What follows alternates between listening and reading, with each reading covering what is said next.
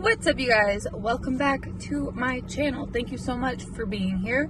I have Shyla with me because I was taking her to the park, so I thought I would record a couple videos because I love recording videos in my car. It's just fun. The only problem is it's like super hot, so I have to have the AC on and it's kind of loud, so I hope that doesn't bother you like I say in every video.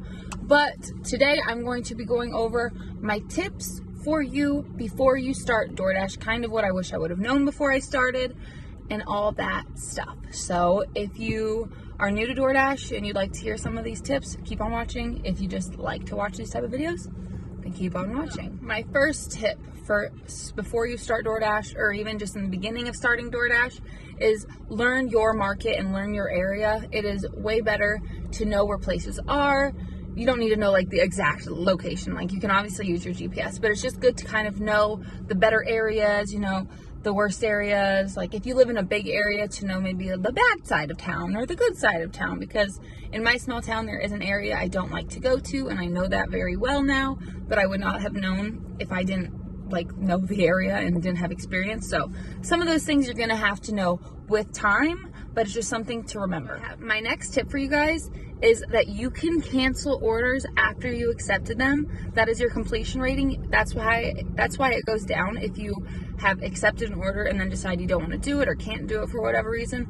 There's a way to do that. I know on the iPhone there is a little thing in the right hand corner of your phone where it says help. You click that and then it should say can't do this order. You click that and then it'll ask you for a reason, and then boom, you give the reason, it's gone. So just know though, you do not want to get below 80% on your completion rating, because that will deactivate you. Don't let that happen. Don't make it a habit. It's not a good habit. Don't accept orders that you're hesitant on taking, or if they suck, just don't, because it's not good to use that all the time. But just know that you can do that. I've had people ask me, I've had actually a lot of people ask me, how do you cancel your order? So, and my next tip for you guys is to get to know the restaurants, the good and the bad. So if you're in a huge area, which I don't have a lot of experience in right now, but I will soon. I don't really know if this is as important for you, but I'm sure it is, because you'll definitely get orders to the same place. But just try to get to know the bad and the good, because there are good and bad restaurants. Some take forever. Even in my small town, I have a couple, mostly one right now, that is the absolute worst to go to, but also sometimes they're not. It's just really weird. It probably just depends on the staff at the time and the people cooking and just all that stuff. But I am sure, because I've seen people on Reddit talk about like Popeyes always being bad. Let me know if it's bad for you. I've never been to a Popeyes because we don't have one here, and I've never eaten at Popeyes, so I don't know anything about Popeyes, but I just see a lot of people talking about how it's on their like blacklist. I'm not going there. So just try to find out those areas. If there's places you absolutely hate, don't go there anymore. Like, just don't. It's that simple. I know people wish there was a way where you could choose, like, I don't want to go to the store ever again, but there's not. So you just have to keep declining, which is fine, because your acceptance rating does not matter. So decline all you want and you'll be fine. The more you know about restaurants, the easier it's going to be, the better orders you can take. So just keep that in mind. But that will take a little bit of experience as well, because you need to kind of, you know, get a feel for the places around you. Because just because one Popeyes is bad in one place does not necessarily mean it's going to be bad somewhere else. So just keep that in mind. And my next tip, now this one is very important to me. I know a lot of people probably think this is a stupid tip, maybe, but I also know a lot of people that will think it's helpful. And I wish I would have known this in the beginning, because the amount of times I have answered a call and been very annoyed with myself for answering is probably less than 5, but it should be 0. So once I drop off an order, and I'm not gonna lie to you guys, even when I'm on an order, I usually will not answer the phone. If it's a DoorDash number, which is usually a 650 number for me, I won't answer it. It can be different numbers though, by the way. And that's because usually people are, what I've noticed is when people call, people are asking me to add something to their order, which I cannot do. And I don't know about you, I don't like talking to people and I hate conflict. So it's hard for me to do that. I'd rather them just text me. So what I usually do is I don't answer and they will text me, and then I'll say whatever I need to say, because they also, this is going to tie in with another tip. Sometimes people will call or text me and tell me that their address is different than the address I have, which is not our problem, you guys. It is not our problem. I would say that if someone does that to you, whether it's through the phone, which you should not be answering the phone, because like I just said, if it's a different address, you do not have to deliver to it. If you want to deliver to it, contact DoorDash, say, hey, I'm not going to do this unless you give me extra pay. I'm only going to deliver to the address that's provided. And when I've done that before, they told me just to deliver the address that was provided to me and leave it and take a picture. Boom, you're good. You did what you were supposed to do. But I will say that if it's super, super close, like a mile or less. I would not do over a mile. A mile or less away, I would do it if it's still my certain amount that it has to be per mile.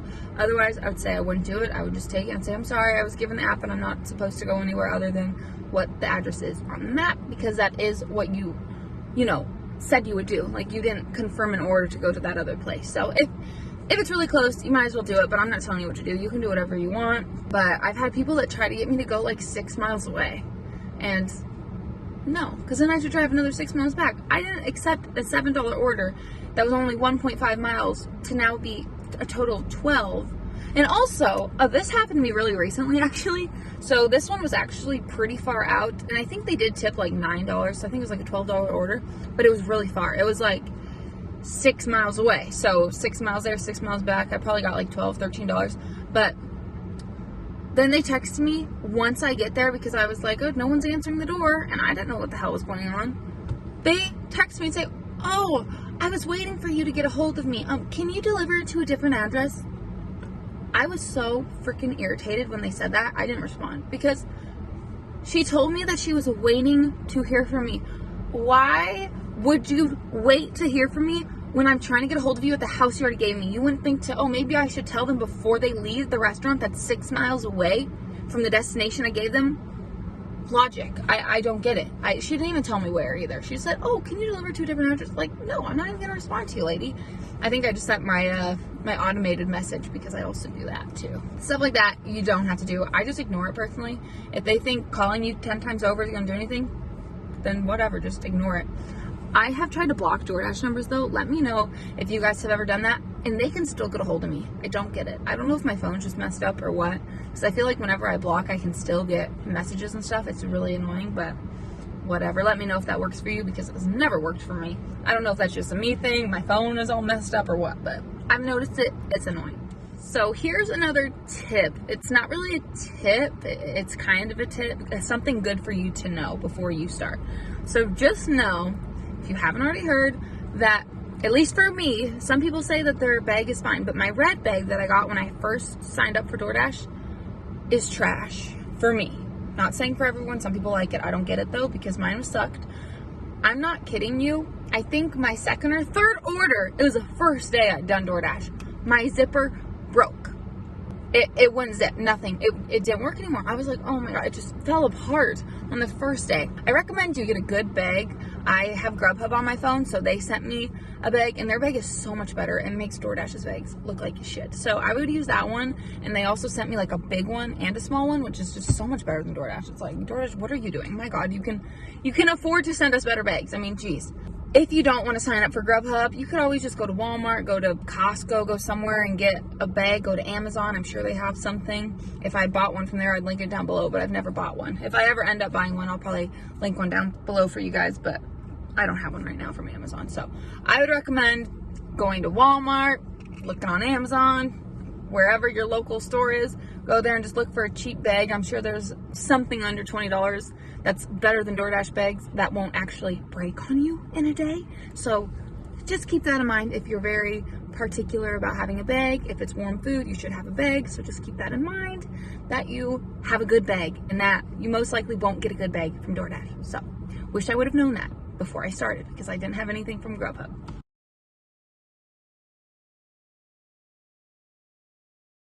And the next tip, this is kind of a tip I feel like you should use for your life in general.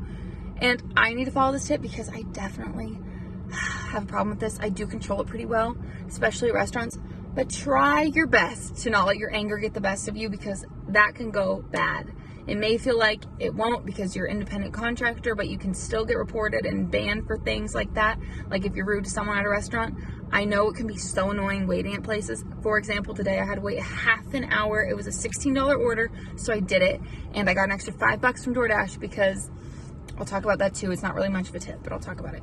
And I was really frustrated because they were out of something, and I don't understand this. They wait until the dasher gets there, at least where I seem to go, and tell me that they're out of something and ask me to contact the customer. I don't know if they don't have a way to contact DoorDash so they can contact the customer, so they don't have to wait till I get there, and then I'm just there waiting while they make the food. It's really, really annoying. But don't let your anger get the best of you with the staff, with customers. Customers can be rude. I tell you, they can be rude over stuff that's not your fault. Like, oh, this is the wrong food. It's like, I'm sorry, ma'am, but I can't check your food right now with COVID. And also, why would I open your food? Like, that's fucking weird. I don't want someone to open my food. So, also, road rage. Be careful. This is probably the number one thing that I'm guilty of. I do get angry, very angry. I probably flip people off like at least 10 times a week, because